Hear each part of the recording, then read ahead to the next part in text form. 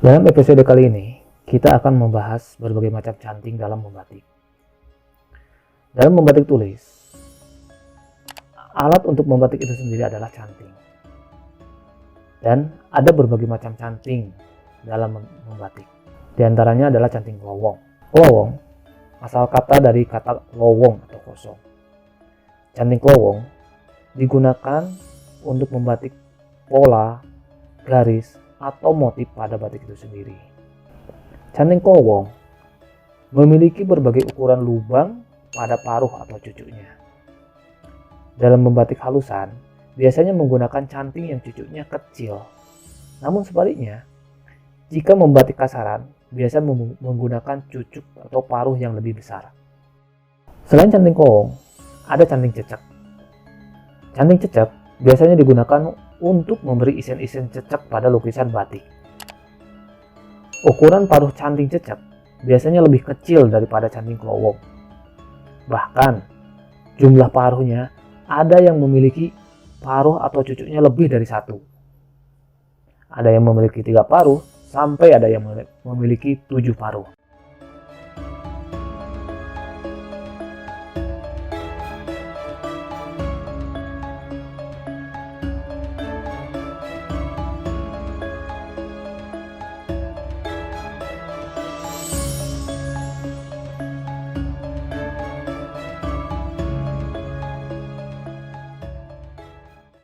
Selain canting lowong dan canting cecek, ada canting tembok. Tembok sama dengan dinding. Canting tembok digunakan untuk menutupi bidang dasar kain supaya tetap putih atau sesuai warna dasarnya.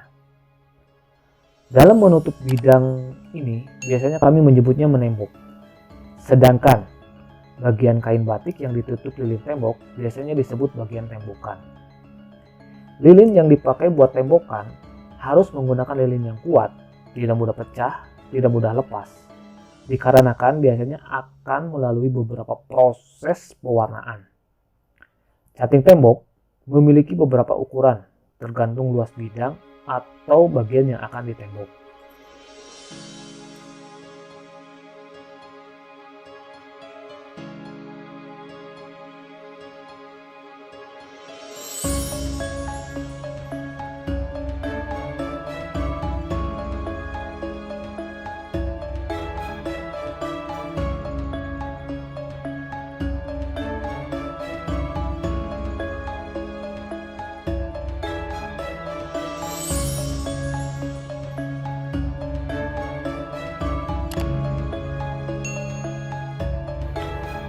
Itulah berbagai macam jenis canting dan kegunaannya dalam batik tulis. Semoga video ini bermanfaat.